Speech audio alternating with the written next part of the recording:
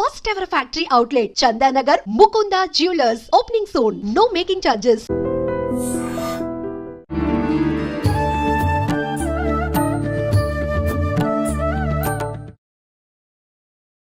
ఒత్తిళ్ళని తట్టుకోలేక అసలు నాకు ఈ లైఫే వద్దు అని చెప్పి అసలు దైవ మార్గాన్ని వదిలిపెట్టి అన్ని రకాలుగా ఎటైనా వెళ్ళిపోతా అనే ఒక ఆలోచనలోకి వెళ్ళిపోతుంటారు.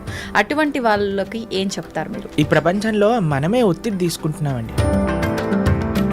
ఆరోగ్యంగా, కుటుంబంతో, సమాజం కోసం, ధర్మం కోసం ఉండే ఒక జీవితం, అది మన లక్ష్యం అనుకోండి. మనం ఆవిడ కడుపుతో ఉంది, 9 నెలల ప్రెగ్నెంట్. అయితే వాళ్ళ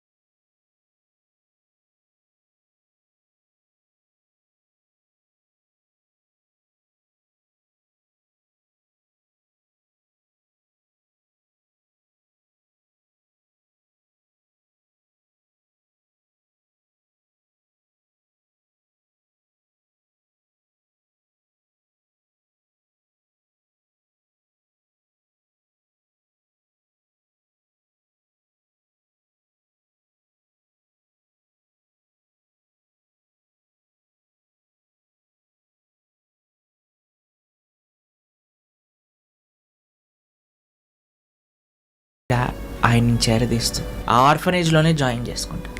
కానీ ఆయనకు ఒక విషయం చెప్తాను. ఎలా వస్తుంది ప్రభుజీ అంత గొప్ప మనసు? ఆ గొప్ప మనసు రావాలి అని అంటే గీతా సారాంశం చాలా గొప్పది.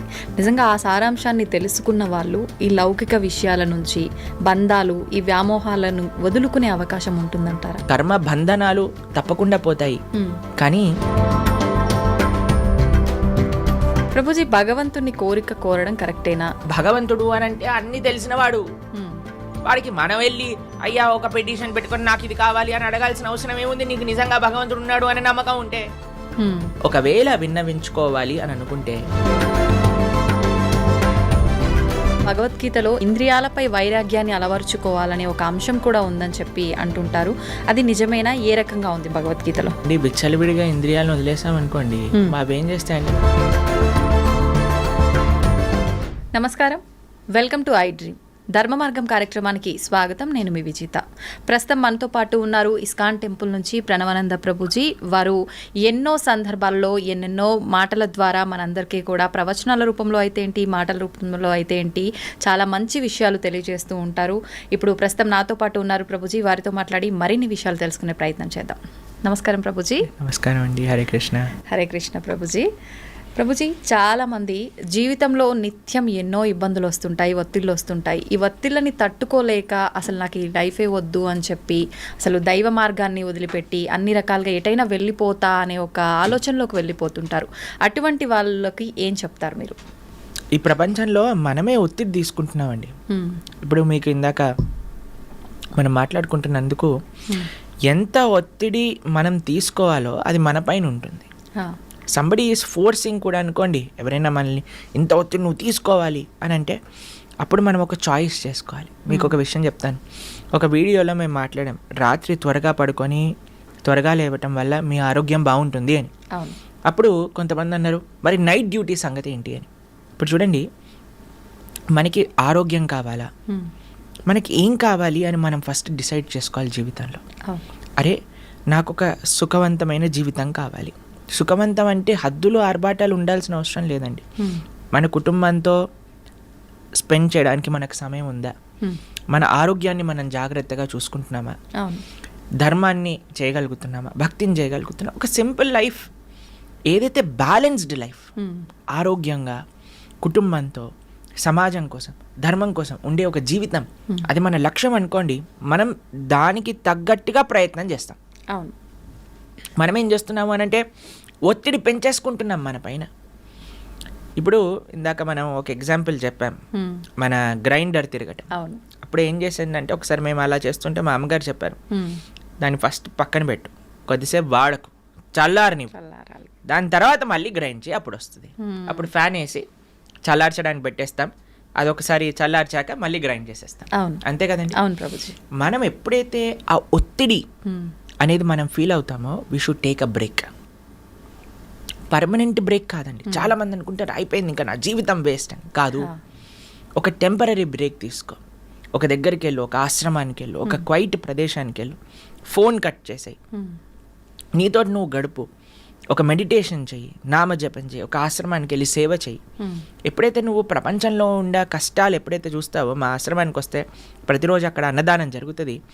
అక్కడ ఎంత పూర్ పీపుల్ అంటే వాళ్ళు కేవలం నెల రోజులలో అన్నము ఒక పప్పు చేసుకుంటే వాళ్ళకి చాలా పెద్ద విషయం అన్నమాట. అలాంటి పేదరికం ఉన్న ప్రదేశానికి వెళ్ళి నువ్వు ఎప్పుడైతే వాళ్ళకి ప్రసాదం పెడతావో వాళ్ళు ఎంత ఆనందంగా ఆ కూర చూసి, ఆ చపాతీని చూసి, ఆ స్వీట్ చూసి వాళ్ళకి ఎంత ఆనందం వేస్తారే, ఈరోజు ఇన్ని రకాలు వచ్చాయా అని చూసినప్పుడు మనకు అనిపిస్తారే నాకు తినడానికి ఎన్ని రకాలు తిన్నుంది, ఎంత ఆనందంగా నేను ఉన్నాను అని. వేరే వాళ్ళ దుఃఖాలు మనం చూసినప్పుడు మన దుఃఖాలు దాంట్లో చిన్నగా అయిపోతాయండి. నిజమే ప్రభుజీ. మనము ప్రతిదానికి జీవితాన్ని వదిలేయాలి అనే ఒక చాలా తప్పు ధోరణిలో ప్రపంచం వెళ్తుందండి.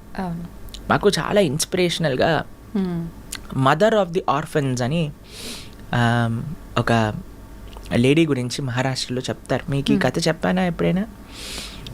ఆవిడ్ని వాళ్ళ ఊర్లో ఉండే వాళ్ళందరూ కూడా అస్ట్రసైజ్ చేసి ఆమె పైన కొన్ని అభాండాలు వేస్తారనమాట. ఆవిడ కడుపుతో ఉంది, 9 నెలల ప్రెగ్నెంట్. అయితే వాళ్ళ హస్బెండ్కి ఈవిడ పైన చెప్పుడు తప్పుడు మాటలని చెప్పేసరికి వాళ్ళ అత్తగారు వాళ్ళందరూ కలిసి ఈమెను చంపేయాలి అని ప్రయత్నం చేసి చాలా కొట్టేసి కడుపు పైన తన్నేసి ఒక గోశాలలో పడేస్తారు. ఏమని అని అంటే మొత్తం ఆవులన్నీ ఈవిని తొక్కేసి చంపేసాయి అనేటట్టుగా క్రియేట్ చేయటం కోసం.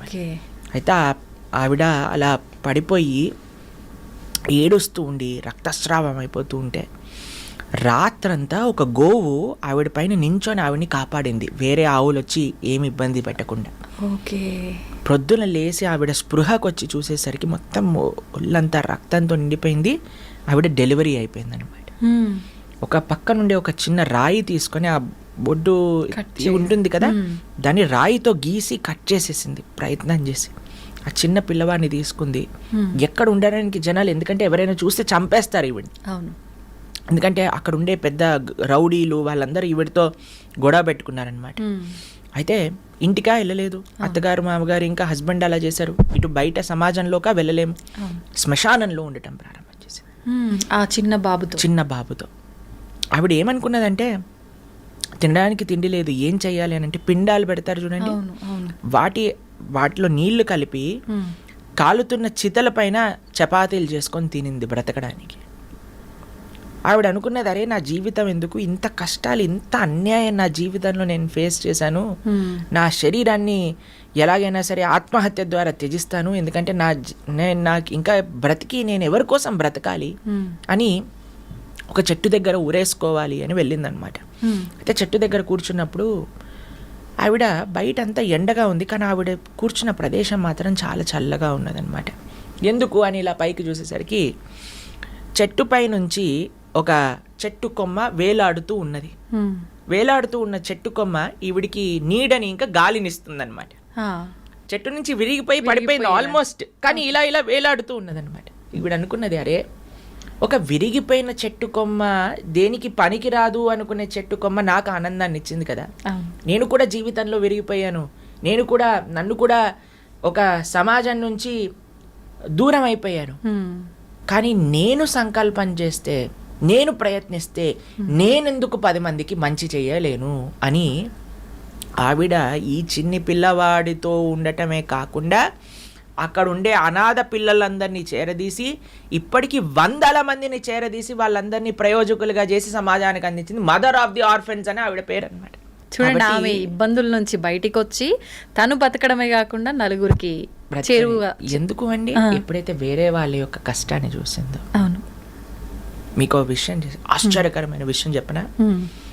ఒకసారి ఆవిడ రోడ్డు పైన వెళ్తూ ఉంటే ఏ హస్బెండ్ ఏ భర్త అయితే ఈవిడ్ని ఆ చావు పరిస్థితిలోకి తీసుకొచ్చారో ఆయన కనిపిస్తాడు రోడ్డు పైన పడిపోయి. ఆవిడ ఆయన్ని చేరదీస్తుంది, ఆ ఆర్ఫనేజ్లోనే జాయిన్ చేసుకుంటాడు. కానీ ఆయనకు ఒక విషయం చెప్తుంది, నిన్ను క్షమించాను, నువ్వు అల్లరి పిల్లవాడి, ఇప్పుడు నేను నీ తల్లి నీ భార్య అని కాదు, నువ్వు కూడా మా పిల్లలాంటి, కానీ నువ్వు అల్లరి పిల్లవాడివి, నువ్వు అల్లరి చేసావు, కానీ ఈరోజు నేను క్షమిస్తున్నా, నువ్వు ఆ స్థితిలో ఉన్నందుకు నేను కాపాడటం నా లక్ష్యం అని ఆయనను కూడా ఆవిడ ఆశ్రమంలో పెట్టుకొని పెంచింది. ఎలా వస్తుంది ప్రభుజీ అంత గొప్ప మనసు? ఆ గొప్ప మనసు రావాలి అని అంటే మనం ఈ ప్రపంచంలో అండి మనకే కష్టాలు ఉన్నాయి, నేనే కష్టాలు అనుభవిస్తున్నా అనే మిస్కన్సెప్షన్ నుంచి బయటికి రావాలి. ఓకే, ఈ ప్రపంచంలో ఎవ్వరు ఎలాంటి వారైనా సరే అండి, సేవ ఇచ్చే ఆనందం ఇంకా మాటల్లో మనం చెప్పలేమండి. ఒకసారి ఎవరికైతే ఆ సేవ రుచి తెలుస్తుందో వాళ్ళు చాలా ఒక అద్భుతమైన మానసిక ప్రవృత్తి అనేది వాళ్ళకి కలుగుతుందండి. కాబట్టి ఎప్పటివరకైతే నేను సుఖంగా ఉన్నానా, నాకు ఇది కావాలి, నేను ఇది లేకపోతే బాగుండలేను, నాకు అదే కావాలి, అదే బ్రాండ్ కావాలి, ఇది చూస్తేనే నాకు ఆనందం, నాకు ఇది ఇప్పుడే కావాలి అనే ఒక మైకంలో ఉండిపోతామండి. మనము సమాజానికి ఏం చేయలేము, మనకి మనం మంచి చేసుకోలేము. ఆవిడికి ఆనందం ఎందుకు వచ్చిందో తెలుసా అండి? ఒకళ్ళకి సేవ చేయటంలో వచ్చింది. ఆ సేవ రుచి ఎప్పుడైతే కలుగుతుందో ఎవరినైనా సరే మనం మన దగ్గరికి తీసుకోవచ్చు, ప్రేమను పంచవచ్చు. అంత ఉదాత్త భావన మన లోపల కలుగుతుంది. కాబట్టి suicide is not the way అండి. ధర్మాన్ని వదిలేయటం కాదండి మార్గం, ధర్మాన్ని ఆచరించటం వల్ల శక్తి లభిస్తుంది. ఇప్పుడు ఒకడు చాలా వీక్గా ఉన్నాడు అనుకోండి, ఏం చేయాలి? చక్కగా తినాలి, చక్కగా ఎక్సర్సైజ్ చేయాలి, బలిష్టంగా అవుతాడు, అప్పుడు సేవ చేయొచ్చు. అంతేకాని నేను ఎలాగున్నా వీక్గా ఉన్నాను, నేను లేవలేను, నేను తినలేను అని అంటే ఆయనతో పోతుంది. కాబట్టి మన జీవితంలో మన చుట్టూ ఎన్ని ఉదాహరణలు ఉన్నాయి మనకి. ఆ ఉదాహరణలు, మంచి ఉదాహరణలు చూద్దాం, మనము మంచి వైపు వెళ్దాం, మంచి విషయాలను విందాం. ఎప్పుడైతే మనము ఈ ప్రయత్నం చేస్తామండి అప్పుడు మనకి మంచి మార్గం అనేది కనిపిస్తుంది. కాబట్టి ధర్మాన్ని వదిలేయటం మార్గం కాదు, ధర్మాన్ని ఇంకా గట్టిగా పట్టుకోవటం మార్గం.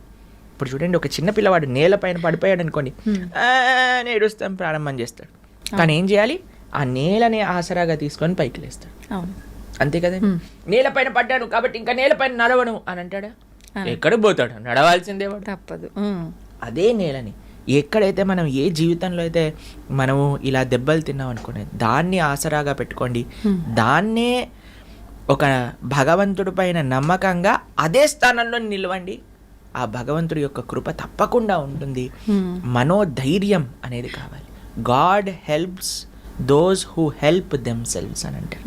కాబట్టి మనకి ఆ ఫేత్, భగవంతుడా ఉన్నావు, నువ్వు నన్ను రక్షిస్తావు, కానీ నేను నా ప్రయత్నం చేస్తా అని ప్రయత్నం చేయండి. తప్పకుండా జీవితంలో మళ్ళీ మీరు మంచి మార్గంలోకి వెళ్తారు, అందులో డౌటే లేదండి. ప్రభుజీ, గీతా సారాంశం చాలా గొప్పది. నిజంగా ఆ సారాంశాన్ని తెలుసుకున్న వాళ్ళు ఈ లౌకిక విషయాల నుంచి, బంధాలు, ఈ వ్యామోహాలను వదులుకునే అవకాశం ఉంటుందంటారా? మీకు ఒక విషయం చెప్తాను. చాలా మందికి ఒక అపోహ ఉంటుంది, గీత చదవటం వల్ల సంసారాన్ని వదిలేస్తారు అని. అవును, మీరు చూడండి, పాపం అర్జునుడు అదే అంటున్నాడు, అయ్యా నేను యుద్ధం చేయను, నేను సంసారాన్ని వదిలేస్తాను, నేను సాధు అయిపోతాను, నేను భిక్షాటన చేసి బ్రతుకుతాను, నేను అన్నిలోకి వెళ్ళిపోతాను. కృష్ణుడు అంటాడు, లేదయ్యా నువ్వు నీ కర్తవ్యాన్ని, నీ డ్యూటీని ఆచరించాల్సిందే, నువ్వు యుద్ధం చేయాల్సిందే. కానీ కృష్ణుడు చెప్పింది మా మనుస్మర యుద్ధచ, నన్ను స్మరిస్తూ నువ్వు యుద్ధం చెయ్యి, నా కోసం నా దిశానిర్దేశంలో నువ్వు ధర్మాన్ని ఆచరించు. ఇప్పుడు చూడండి, ఎవరైతే ధర్మాన్ని తెలుసుకుంటారో, ఎవరైతే గీత అర్థం చేసుకుంటారో, మీరు ఇంతకుముందు టేప్ రికార్డర్స్ చూసారండి? టేప్ రికార్డర్స్ చూసారా? టేప్ ఇలా తిరుగుతూ ఉంటుంది, 2 సర్కిల్స్ తిరుగుతూ ఉంటాయి. ఒక సర్కిల్ ఏమో టేప్ వదిలేస్తూ ఉంటుంది, ఇంకో సర్కిల్కి ఏమో టేప్ చుట్టుకుంటూ ఉంటుంది. అవును ప్రభుజీ. ఈ ప్రపంచంలో ధర్మం తెలియని వాడేంటి అని అంటే ఆ టేప్ చుట్టుకుని ఇంకా ఇంకా కర్మ బంధనంలో మునిగిపోతూ ఉన్నాడు. కానీ గీత సారాంశం ఎవరైతే అర్థం చేసుకున్నారో ఆ టేప్ విడుదలైపోతూ ఉంటుందన్నమాట ఆయన దగ్గర నుంచి. కానీ ఆ 2 తిరుగుతూనే ఉన్నాయి.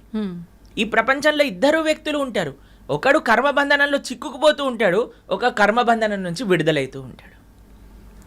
అసలు చెయ్యాల్సిందేంటి, ఎందుకు చెయ్యాలి, ఎలా చెయ్యాలి అని తెలుస్తుంది గీత అర్థం చేసుకునేవాడు.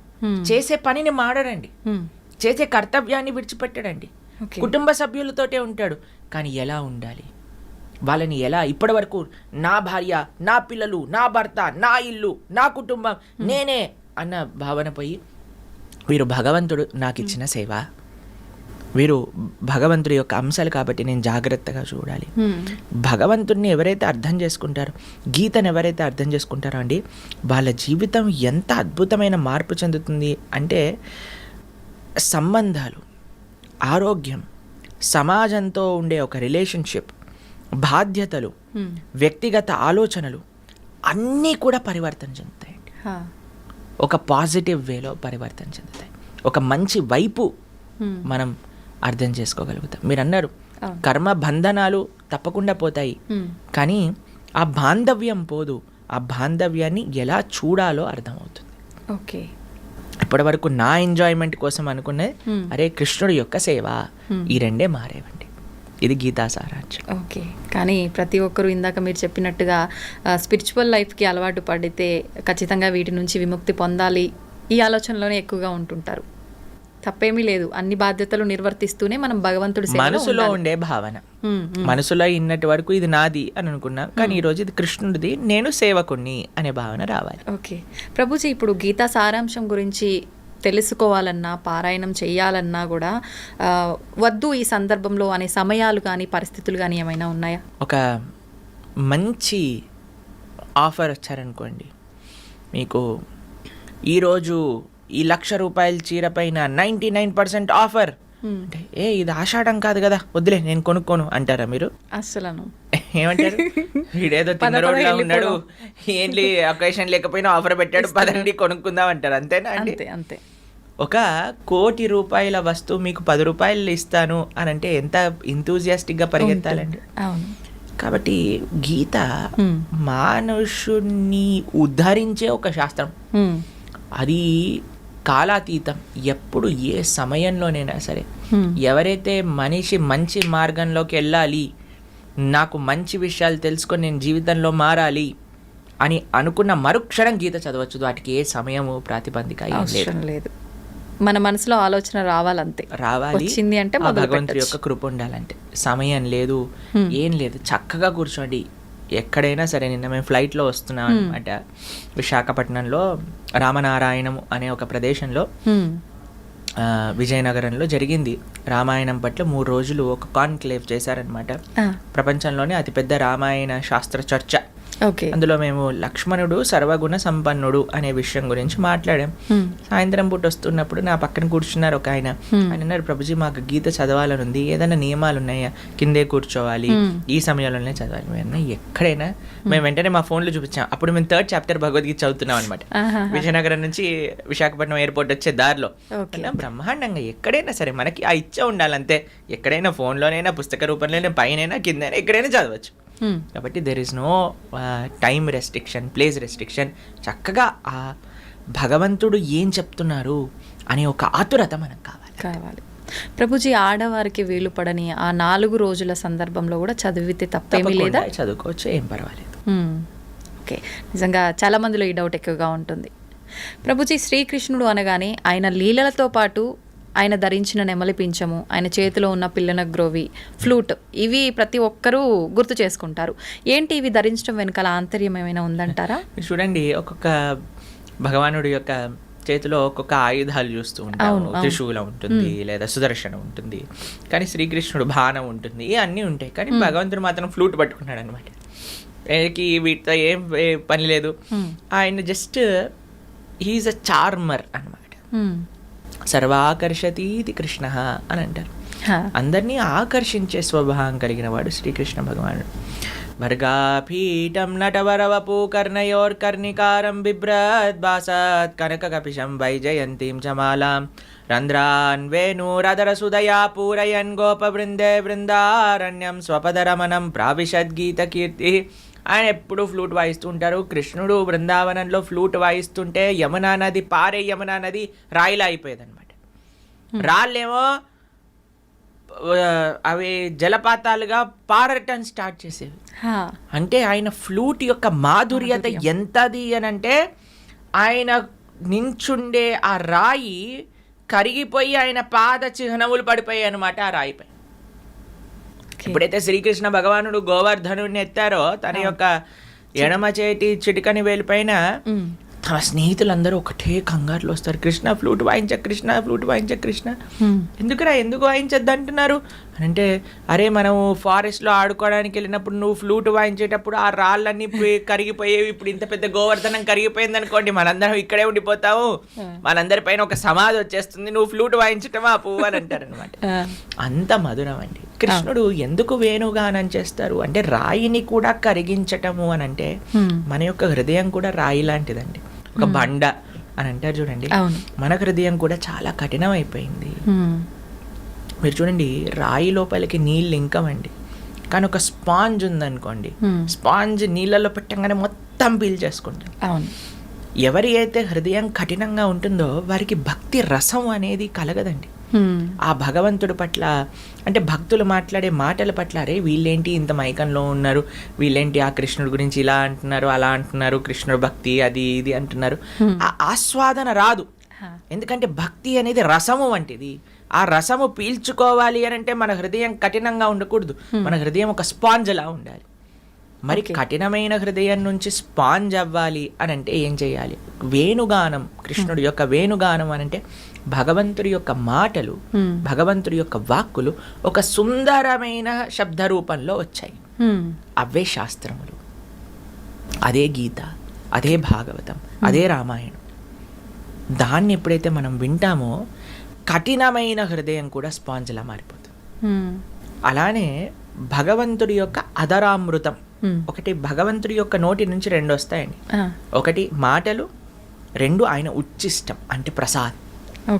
మన జీవితంలో ప్రతిరోజు కూడా మనం భగవత్ ప్రసాదాన్ని స్వీకరించగలిగితే, సాత్వికమైన ఆహారాన్ని ఇంట్లో తయారు చేసుకొని భగవంతుడికి నివేదన చేసుకొని స్వీకరించగలిగితే ఆ కఠినమైన హృదయం అనేది కోమలం అవుతుంది. అయితే ప్రభుజీ అంటుంటారు కదా పెద్దవాళ్ళు, అన్నిటికీ ఎమోషనల్గా ఉండొద్దు, గుండెని రాయి చేసుకోవాలి, అప్పుడైతేనే అన్ని పరిస్థితుల్ని తట్టుకోగలుగుతారు, అన్నిటినీ తట్టుకునేటట్టు మొండిగా తయారవ్వాలి అని చెప్పి, దాని గురించి ఏమంటారు? భౌతికమైన విషయములలో మొండిగా ఉండాలి, ఆధ్యాత్మికమైన విషయములలో స్పాంజ్లా ఉండాలి. మనము దానికి క్వైట్ ఆపోజిట్ చేస్తున్నాం. అవును, ఆధ్యాత్మికమైన విషయములలో బండలా ఉంటున్నాం, భౌతికమైన విషయంలో స్పాంజ్లా ఉంటున్నాం. వీడా మాట అన్నాడు, ఆవిడ మాట అన్నది, ఈయన ఇలా చేశాడు, ఆయన అలా చేశాడు, అన్ని హృదయంలో పెట్టుకున్నాం. ఏ రోజు, ఏ తారీఖు, ఎప్పుడు, ఏ మాట అన్నది అని మొత్తం లిస్టుతో చెప్పి. ఎందుకు? ఎందుకంటే మనం ఈ భౌతికమైన ప్రపంచంలో ఉండే ప్రతి వస్తువుని కూడా సోక్ చేసుకుంటున్నాము. కానీ భగవంతుడి దగ్గరకు వచ్చేసరికి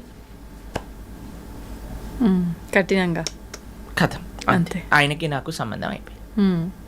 మనం చెప్పేది రివర్స్. భౌతికంగా మీరు అన్న విషయంలో, భౌతికమైన ప్రపంచంలో కఠినంగా ఉండండి. అందులో మీరు ఫస్ట్ ప్రశ్న ఏమన్నారండి? ఈ ప్రపంచంలో ఉండే ఒత్తిడుల వల్ల మొత్తం వదిలేయాలనుకుంటున్నారు. ఎందుకు? మీరు భౌతికతలో స్పాంజ్లా ఉన్నారు. భౌతికతలో బండ అవ్వండి, ఆధ్యాత్మికతలో స్పాంజ్ అవ్వండి. ఇదే సొల్యూషన్. ప్రభుజీ, భగవంతుని కోరడం కరెక్టేనా? కోరికతో భగవంతుని ఆరాధించడం కరెక్టేనా? నిజంగా కోరిక కోరాలంటే ఎలా కోరుకోవాలి? భగవంతుడికి ఇప్పుడు ఎవరికి తెలియని వాడు అనుకోండి అడగచ్చు. అన్ని తెలిసిన వాడిని మీరేం అడుగుతారండి? కరెక్టే. మన గురించి అన్నీ తెలిసిన వ్యక్తికి అడగటం ఎందుకండి? ఎన్నిసార్లు అడుగుతాం? భగవంతుడికి తెలియదా? భగవంతుడు అని అంటే అన్ని తెలిసిన వాడు. వాడికి మనం వెళ్ళి అయ్యా ఒక పిటిషన్ పెట్టుకొని నాకు ఇది కావాలి అని అడగాల్సిన అవసరం ఏముంది? నీకు నిజంగా భగవంతుడు ఉన్నాడు అనే నమ్మకం ఉంటే. భగవంతుడు లేడు అని నమ్మకపోతే అసలు కోరిక ఎలా కోరుకుంటాం ప్రభుజీ? ఉన్నాడని నమ్మకం, ఉన్నాడు అని నమ్మకం ఉంటే, భగవంతుడు అని అంటే అన్ని తెలిసిన వాడే కదా. మళ్ళీ నువ్వు స్పెషల్గా వెళ్ళి నాకు ఈ కోరిక ఇవ్వు, నాకు ఇది కావాలి అని అడగాల్సిన తండ్రి ఆయన. ప్రహ్లాదుడిని నరసింహస్వామి అడిగాడు, అయ్యా ఏదైనా కోరిక కోరుకో, నాకేం వద్దండి. లేదు కోరుకోవాల్సిందే. నాకేం వద్దండి. లేదు కోరుకోవాల్సిందే అని అంటే ప్రహ్లాదుడు అన్నాడు, అబ్బా ఇంత తెలివిగా ఆలోచిస్తున్నావు, కోరికలు ఇచ్చి నువ్వు తప్పించుకుందాం అనుకుంటున్నావా? నరసింహ, నాకు కోరికలు వద్దు, నాకు నువ్వు కావాలి. అయ్యా నేను ఎలాగనో నీ వాడిని అయ్యా, నేను నీ కోసమే వచ్చాను, నీతోటే ఉంటాను, కానీ కోరిక కోరుకో.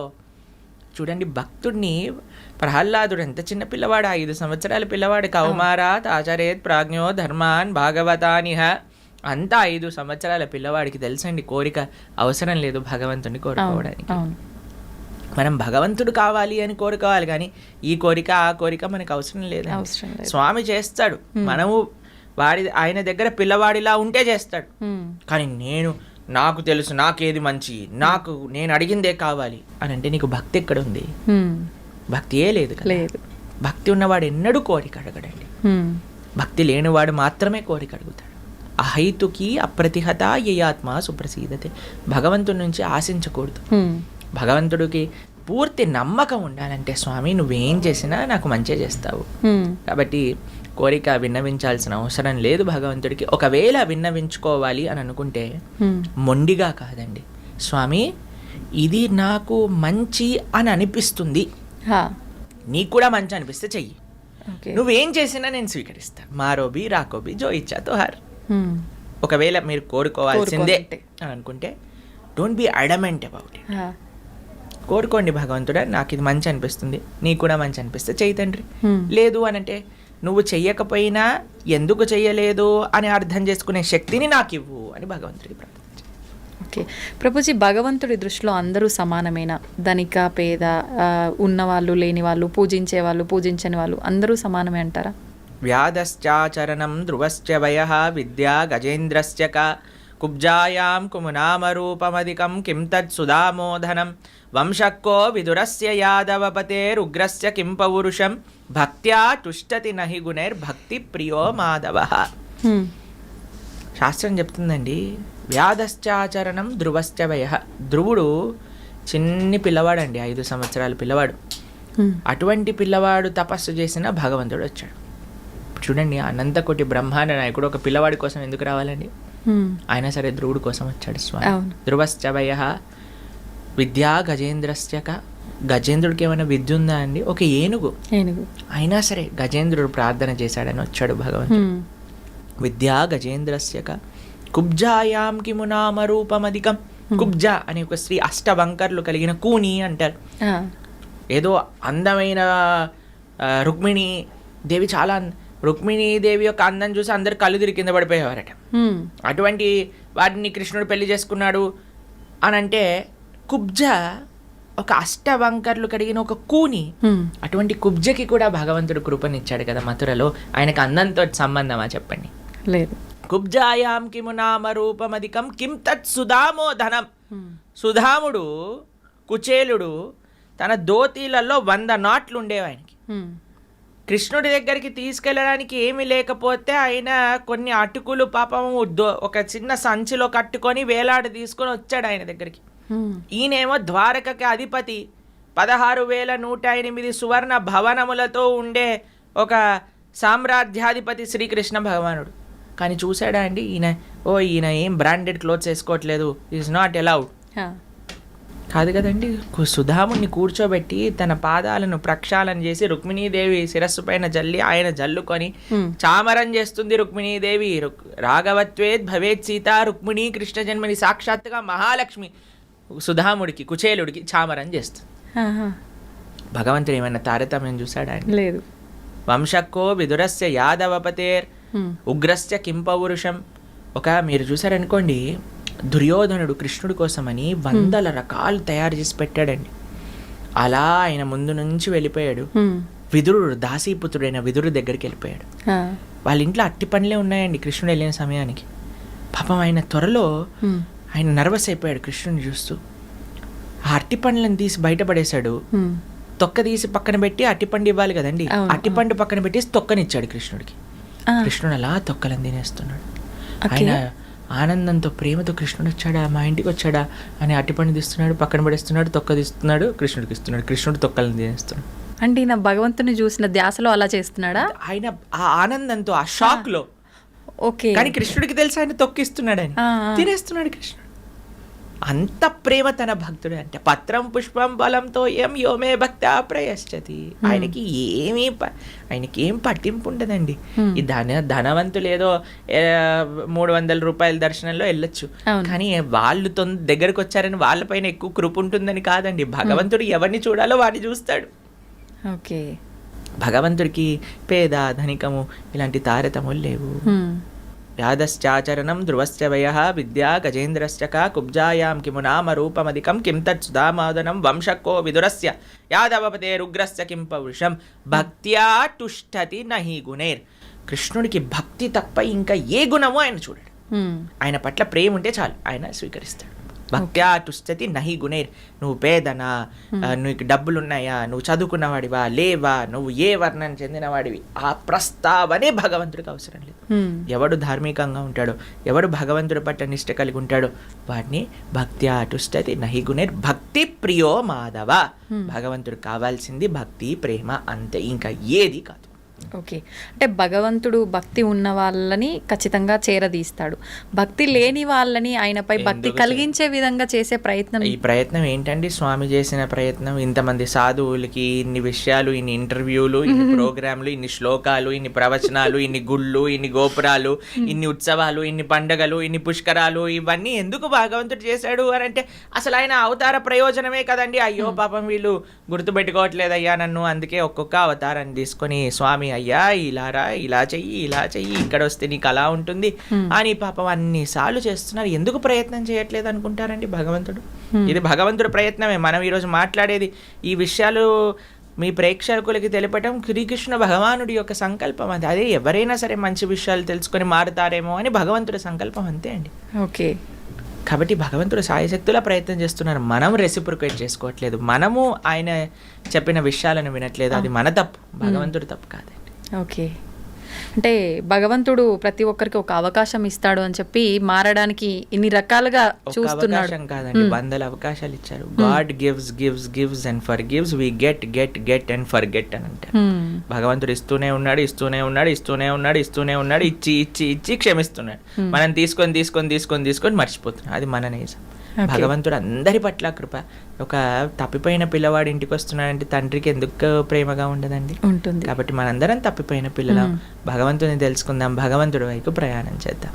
ఓకే ప్రభుజీ, కృష్ణుడు భగవద్గీతను పాండవులలో ఒకరైన అర్జున్కి బోధించాడు, అది మనందరం కూడా వింటుంటాము. మరి ఎందుకు కౌరవులకి బోధించలేదు? వాళ్ళకు వినే అర్హత లేదా? అసలు రీజన్ ఏంటి? కృష్ణ భగవాన్ ఈ విషయాన్ని చెప్పారు. భక్తోసిమే సఖా చేతి, నువ్వు నా యొక్క భక్తుడివి, నా యొక్క ఫ్రెండ్వి, నీకు ఎటువంటి అసూయ లేదు, నీకు ప్రేమ నిష్ఠ ఉన్నది కాబట్టి అర్జున నీకు చెప్తున్నాను అని అన్నారు. అటువైపు కౌరవులు చూసారనుకోండి, వాళ్ళు ఎప్పుడు అసూయ, ద్వేషము, ఈర్ష, ఒక రకమైన గ్రీడ్ అని అంటారు, లోభంతో కూడుకున్న వాళ్ళు. ఎవరికైతే నేను బాగుంటే చాలు, మొత్తం సమాజం ఏమైనా పర్వాలేదు అన్న వాళ్ళకి భగవంతుడి యొక్క కృప రాదండి. అంత దుర్మార్గము వీళ్ళ పట్ల చేసినా సరే అర్జునుడు పర్వాలేదు, నేను వాళ్ళని ఏమనను, నేను అరణ్యానికి వెళ్ళిపోతానని కోమల కలిగిన హృదయం కలిగిన వాడు. భక్తోసిమే సకాచేతి రహస్యం ఏతద్ ఉత్తమం, అన్నిటికంటే ఉత్తమమైన రహస్యాన్ని నీకు చెప్పాలనుకుంటున్నాను. ఎందుకంటే నువ్వు భక్తుడివి కాబట్టి, నీకు అసూయ లేదు కాబట్టి, నీకు ప్రేమ ఉన్నది కాబట్టి, నువ్వు నా స్నేహితుడివి కాబట్టి. అర్జునుడికి దుర్యోధనుడికి ఒక విషయం చెప్తాను. కృష్ణుడు ఇలా శయనించి ఉన్నాడు మన హస్తినాపురం ద్వారకలో. వీళ్ళిద్దరు వెళ్ళి అడగడానికి, హెల్ప్ అడగడానికి వెళ్ళారు. దుర్యోధనుడు మొట్టమొదటిగా వెళ్ళాడు, అర్జునుడు వెళ్ళారు. 2 స్థానాలు ఉన్నాయి అక్కడ. ఒకటి పాదాల దగ్గర ఒక స్థానం ఉన్నది, శిరస్సు దగ్గర ఒక స్థానం ఉన్నది. అర్జునుడు చూస్ చేసుకున్న ప్రదేశం భగవంతుడి యొక్క పాదాల దగ్గర. కానీ దుర్యోధన అనుకున్నాడు, నేనేంటి వాడి పాదాల దగ్గర ఎందుకు కూర్చోవాలి, నేను రాజుని, నేను శిరస్సు పైన కూర్చుంటే అని శిరస్సు దగ్గర కూర్చున్నాడు. సరే అని కృష్ణుడు లేచి చూసేసరికి ఫస్ట్ అర్జునుడు కనిపించాడు. అయ్యా నీకేం కావాలి అని.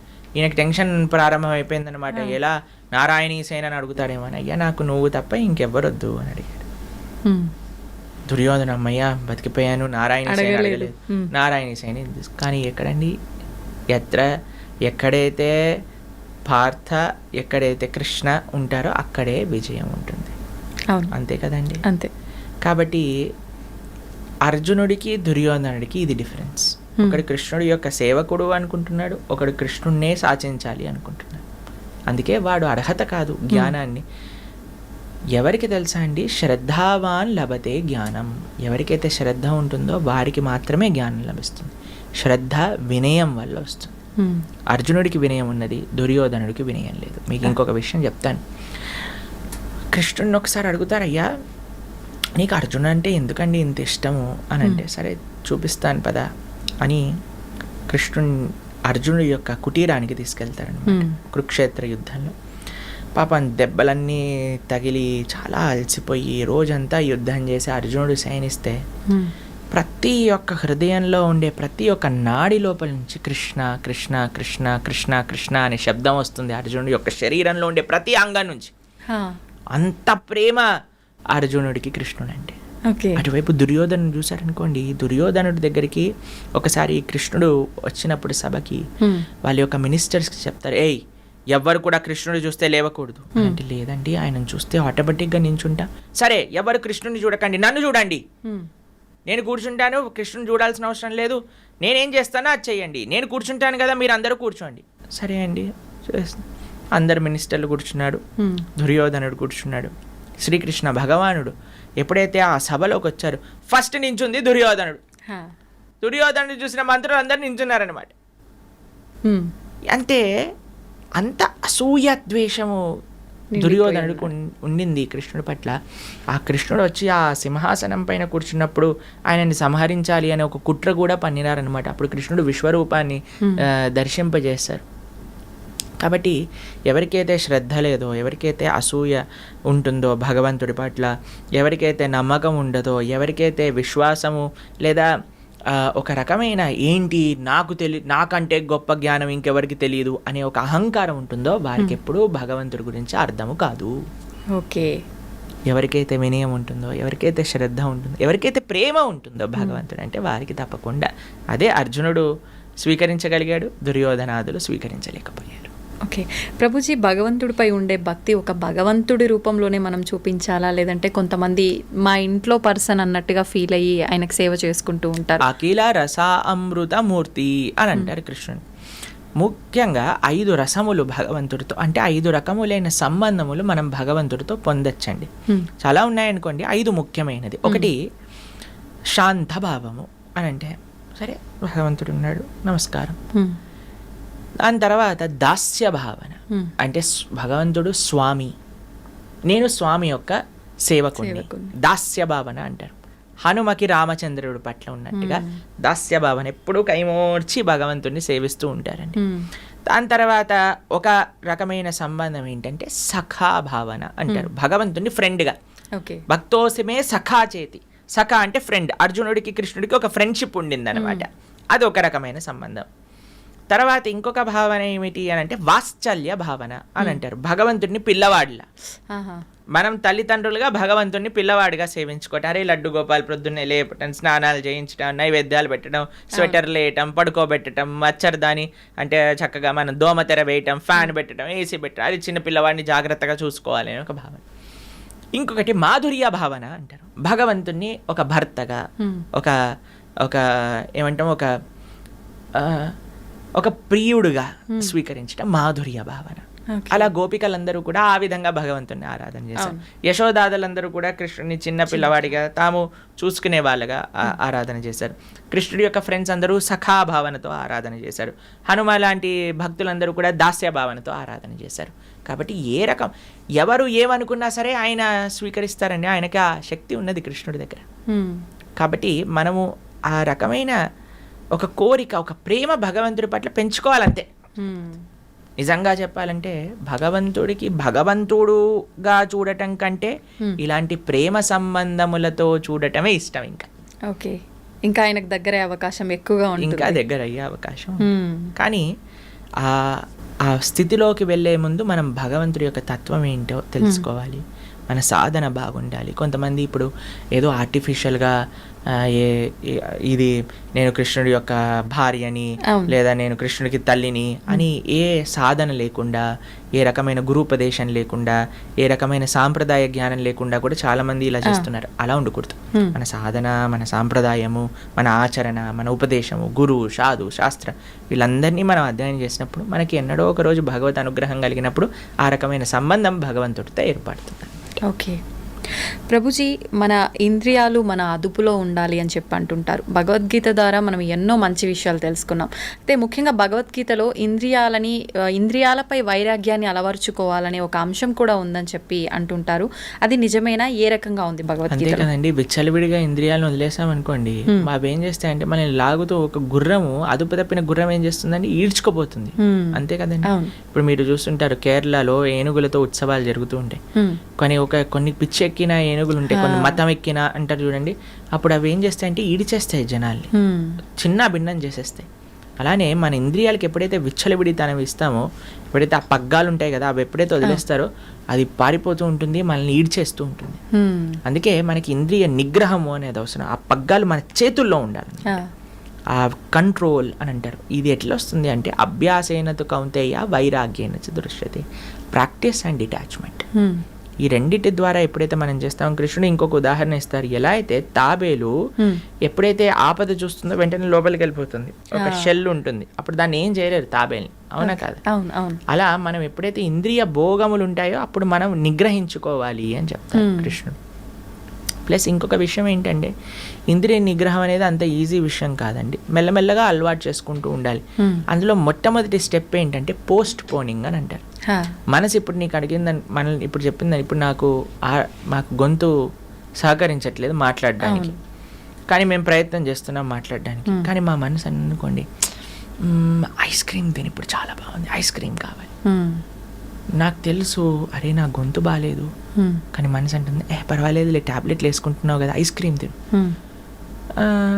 సరేలే ఎలానో ట్యాబ్లెట్ వేసుకుంటున్నాను కదా, డాక్టర్ చెప్పారు కదా 5 రూపాయలు పోతుంది, సరే ఐస్ క్రీమ్ కొనుక్కొని తినేసాను అనుకోండి, అప్పుడు ఏమవుతుంది? ఇంకెక్కువ ఇబ్బంది. మనసు ఏం చేస్తుంది తెలుసా అండి? మనసు అమ్మయ్యా వీడు నా మాట విన్నాడు అంటే, నేను చెప్పింది వీడికి తప్పని తెలిసినా చేస్తున్నాడు అంటే వీడు నా మంచి శిష్యుడుగా తయారయ్యాడు, కాబట్టి ఇప్పుడు వీడితో ఆడుకుంటా అని ఒకదాని తర్వాత ఆర్డర్ చేయటం ప్రారంభం చేస్తుంది. మనసు చేస్తుంది కదా, ఈ ఇంద్రియం కళ్ళంటే ఇది చూపించు, చేతులంటే అది చేయించు, పాదాలంటే అటెళ్ళు అని మొత్తం మనల్ని 4 వైపులకి కూడా ఈడ్చేస్తూ ఉంటాయి. మీకు ఒక విషయం చెప్తాను, చేపకి సముద్రంలో చాలా తిండి ఉంటుందండి, చాలా ఉంటుంది, సముద్రంలో లేనిది ఏముందండి. కానీ ఆ జాలరి ఒక నెట్ లోపల వేసే ఒక చిన్న క్రిమి కోసం నోటిని కంట్రోల్ చేసుకోక వస్తుంది, పట్టుబడుతుంది, శరీరాన్ని విడిచేస్తుంది. కరెక్ట్. ఒక మిడుగుడు పురుగు అంటే లైట్ పురుగు అంటారు చూడండి, అవి దీపం కాంతి ప్రకాశం, అరే ఎంత బాగుంది ప్రకాశం అని ఆ ప్రకాశం దగ్గరికి రావడానికి ప్రయత్నం చేస్తాయి, 2 రెక్కలు కాలిపోతాయి, కింద పడిపోతుంది, శరీరాన్ని విడిచిపెట్టేస్తుంది. ఒక ఏనుగు, ఒక వేటగాడు ఒక ఆడ ఏనుగు ఒక రూపంలో గడ్డితో తయారు చేసి కిందంతా కూడా తవ్వేసి ఈ ఏనుగుని పైన పెడతాడు. ఆడ ఏనుగు దగ్గరికి వెళ్ళాలి అనే త్వరలో ఈ మొగ ఏనుగు ఆ గుంతలో పడిపోతుంది, దంతములు పెకలించి శరీరాన్ని ఆ ఏనుగుని సంహరించి తోలుని తీసుకొని వెళ్ళిపోతాడు వేటగాడు. ఒక స్పర్శ అనే ఇంద్రియాన్ని నిగ్రహించుకోలేక ఏనుగు తన జీవితాన్ని పాడు చేసేసుకుంది. ఒక జింక, వేటగాడు చాలా స్వీట్గా మొరలి వాయించేసరికి పరిగెత్తుతూ ఎక్కడి నుంచి ఈ స్వీట్ సౌండ్ వస్తుంది అని ఎక్కడైతే వేటగాడు ఉన్నాడో వాడి దగ్గరికి వెళ్ళి కూర్చొని పట్టేసుకొని తీసేసుకుంటాడు. కస్తూరి మృగము అని ఉంటుంది, యాక్చువల్గా తన సొంత పొట్టలో నుంచి కస్తూరి వాసన వస్తుందన్నమాట. ఆ వాసన ఎక్కడుంది అని తిరిగి శక్తిని మొత్తం ఇది చేసి నిర్జీవింపబై కింద పడిపోతుంది. ఎవరో ఒకళ్ళు వచ్చేసి దాన్ని పట్టేసుకొని వెళ్ళిపోతారు.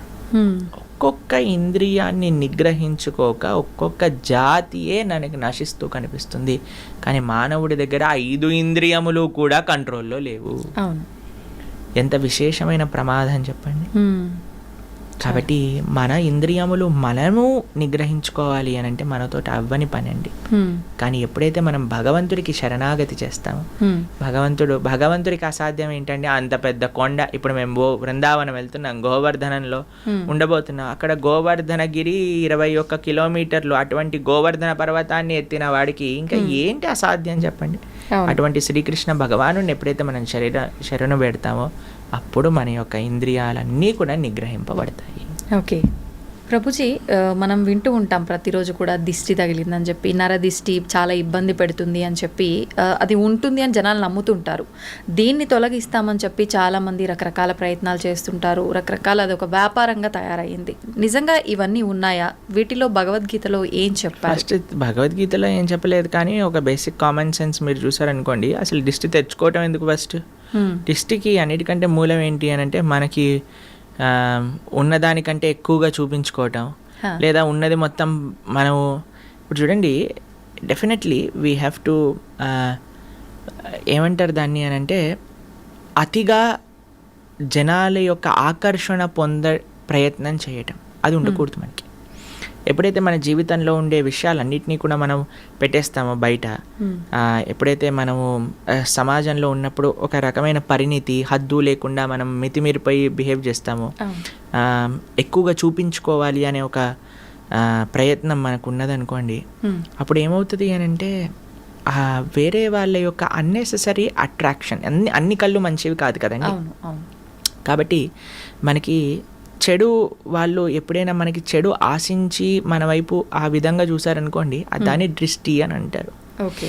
కాబట్టి అది నుంచి బయటకి రావాలి అని అంటే మనకి మెయిన్ థింగ్ ఏంటంటే, మనం ఎంత సింపుల్గా ఉండాలి. ఒకటి ఏంటి అని అంటే, అన్నెసెసరీ అట్రాక్షన్ గెయిన్ చేసుకోవడానికి ప్రయత్నం చేయకూడదు. తర్వాత ఆ దృష్టి మనల్ని ఎఫెక్ట్ చేయకుండా ఉండాలి అని అంటే, మీకు ఒక విషయం చెప్తాను.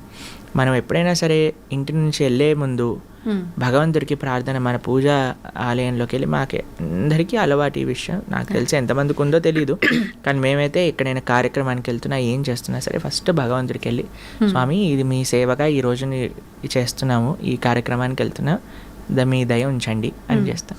మళ్ళీ ఇంటి నుంచి రాగానే ఫస్ట్ మనం ఏం చేయాలంటే పాద ప్రక్షాళన చేసుకోవాలి. బయట నుంచి రాగానే పాద ప్రక్షాళన చేసి కాళ్ళు చేతులు ముఖం అంతా శుభ్రంగా చేసుకొని చక్కగా మనం ఆలయాన్ని, మన పూజా మందిరానికి వెళ్ళి భగవంతుడికి వేడుకోవాలి, తండ్రి ఇది ఈ కార్యక్రమం దీనికోసం ఇలా చేసాము, క్షేమంగా తెచ్చుకున్నందుకు థ్యాంక్ యూ. చిన్న చిన్న చిట్కాలు ఉంటాయి.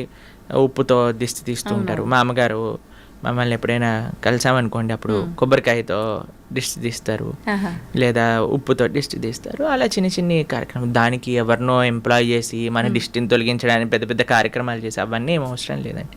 ఫస్ట్ మనం కొద్దిగా కంట్రోల్డ్గా ఉండాలి. పబ్లిక్లో ఏదో మనం ఇది అది అని చేయడానికి ప్రయత్నం చేయకూడదు. రెండో విషయం ఏంటంటే, చిన్న చిన్న చిట్కాలు, ఉప్పుతో మనం దిష్టి తీసేయచ్చు, కొబ్బరికాయతో దిష్టి తీయచ్చు, అలా నిమ్మకాయ కొన్ని యూజ్ చేస్తారు కదా, మీ అందరికీ తెలిసే ఉంటుంది. కాబట్టి ఆ విధంగా మనం దిష్టి తీసుకునే ప్రయత్నం చేయాలి డెఫినెట్లీ. ఎందుకంటే అన్నీ కూడా పాజిటివ్ ఐస్ అనేవి ఉండవు, నెగిటివ్ ఐస్ కూడా ఉంటాయి, కాబట్టి జాగ్రత్తగా ఉండాలి. ఓకే.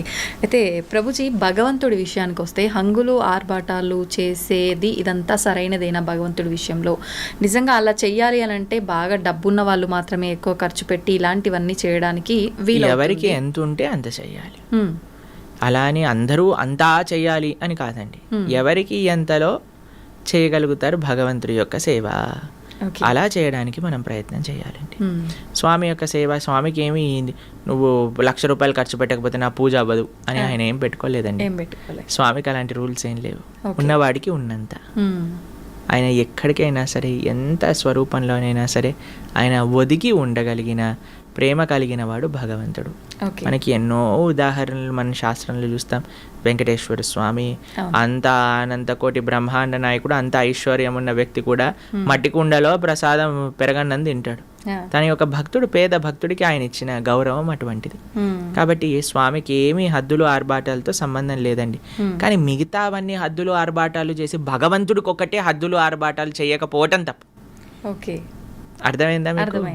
కాబట్టి భగవంతుడి దగ్గరికి వచ్చేసరికి ఎందుకు అవసరం అని మిగతావన్నీ ఎక్స్ట్రావగెంట్గా చేశారనుకోండి, అది తప్పు అవుతుంది. కానీ మనకి ఉన్నంత ప్రేమతో భగవంతుడికి పత్రం పుష్పం ఫయం తోయం యోమే భక్తా ప్రయశ్చతి, ప్రేమతో ఎంత చేసినా ఆయన స్వీకరిస్తాడు. ఓకే ప్రభుజీ, చాలామంది చూస్తుంటాం, ఒక కోరిక కోరుకోవడము, కొద్ది రోజులు ఒక దేవుణ్ణి పూజించటము, తర్వాత వాళ్ళు అనుకున్నది నెరవేరకపోతే ఆటోమేటిక్గా వేరే దేవుడి సైడ్ మారిపోవడము, ఎవరైనా అంటే సోషల్ మీడియాలో ఒక దేవుడి గురించి ఎక్కువ ప్రత్యేకంగా చూపించడం వల్ల ఆ దేవుడికి అట్రాక్ట్ అయిపోయి అటు మారిపోవడము, ఇలా రకరకాలుగా చూస్తుంటాం. నిజంగా దేవుళ్ళని మార్చడం అనేది కరెక్టే అంటారా?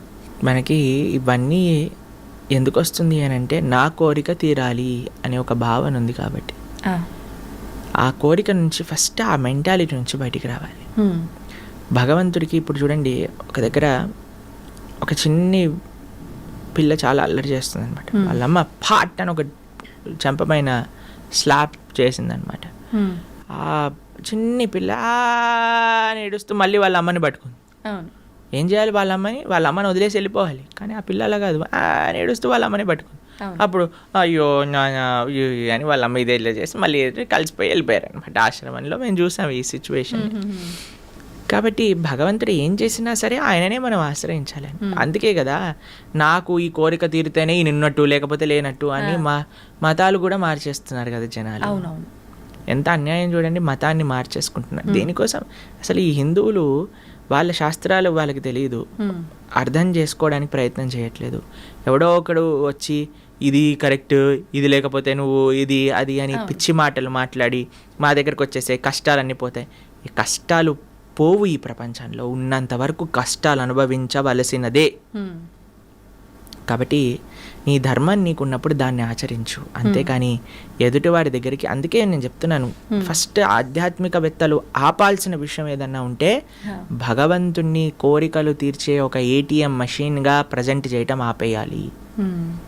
కోరికలు అడగడానికి భగవంతుడు కాదు, భగవంతుడి కోరికలు తీర్చడానికి, భగవంతుడి యొక్క సేవ చేయడానికి మనం ఉన్నాము.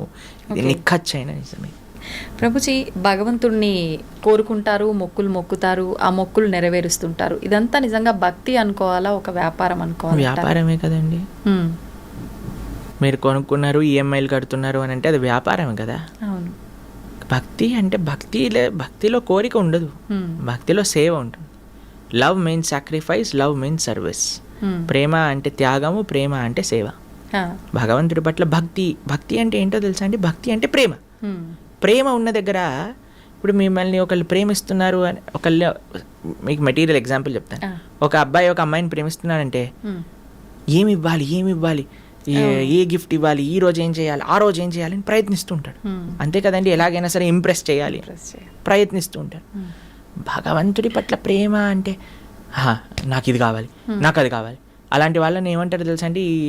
నాకు ఒకళ్ళు ఎక్స్ప్లెయిన్ చేస్తున్నారు, అటువంటి వాళ్ళు ఉంటే దాన్ని టాక్సిక్ పర్సనాలిటీ అంటారట. ఎవరైతే ఎప్పుడు కూడా ఏం తీసుకోవాలి అని చూసేవాడిని టాక్సిక్ రిలేషన్షిప్ అంటారు. మనతో భగవంతుడికి టాక్సిక్ రిలేషన్షిప్ కాదండి.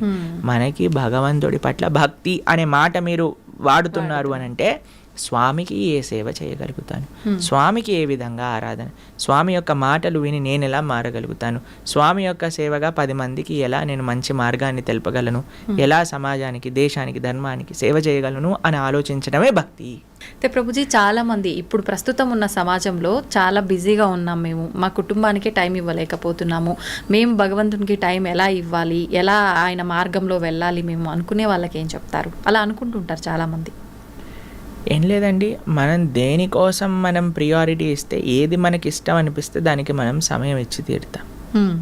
ఒకసారి మేము ఒక దగ్గర కూర్చున్నాం, ప్రసాదం తీసుకుంటున్నాం అనమాట. నా పక్కన ఇంకొక ఆయన ఉన్నారు. ఆయన అన్నారు, నా కడుపు నిండిపోయింది, నాకేం వద్దు అన్నారు. సరే అని వెళ్ళిపోయారు. వడ్డించే వాళ్ళందరూ అడుగుతున్నారు అనమాట, అయ్యా ఇది తీసుకోండి, వడ తీసుకోండి, గారె తీసుకోండి, పులిహోర పెట్టుకోండి, దద్దోజనం పెట్టుకోండి. ఆయన అంటే, నా కడుపు చాలా నిండిపోయింది, అయ్యా పోండి, నన్ను అడగండి అని అంటున్నాడు. కొంతసేపు అయిపోయాక ఒక ఆయన గులాబ్ జాములు పట్టుకొని వచ్చాడు అనమాట. ఆయన కూడా పాపం ఈయన వద్దు అన్నాడు కదా అని నా దగ్గరికి వచ్చేసాడు. ఎందుకు వెళ్ళిపోయావు, నాకు ఇవ్వు గులాబ్ జామున్. అదేంటండి మీ కడుపు నిండిపోయింది, పొట్ట పగిలిపోతుంది అన్నారు. అంటే స్వీట్కి జాగుందిలేండి అని అన్నారు. ఎందుకంటే అరే ఏమైందిరా ఇప్పటి వరకు పొట్టలో జాగలేదు అంటే స్వీట్ అంటే ప్రభుజీ నాకు చాలా ఇష్టం ప్రభుజీ. ఇష్టం ఉన్నప్పుడు అంత పొట్ట పగిలిపోతున్నా జాగ ఏర్పడుతుంది. ఎందుకు? నీకు ఇష్టం ఉంది కాబట్టి. మనము ధర్మం పట్ల ఇష్టం పెంచుకోవాలి, భగవంతుడి సేవ పట్ల ఇష్టం పెంచుకోవాలి. ఎప్పుడైతే మనకి ఇష్టము అని అనిపిస్తుందో, దేన్నైతే మనం ప్రయారిటీ అనుకుంటామండి దానికి సమయం ఏర్పడుతుంది. దేన్నైతే మనం జీవితంలో ముఖ్యము అని అనుకుంటే దానికి సమయం ఏర్పడుతుంది. కాబట్టి భగవంతుడు ముఖ్యము, ధర్మం ముఖ్యము, సేవ ముఖ్యము అని అనుకుంటే ఆ భగవంతుడు ఆ కాలస్వరూపంలో మనకి దానికి సమయం ఇస్తాడు.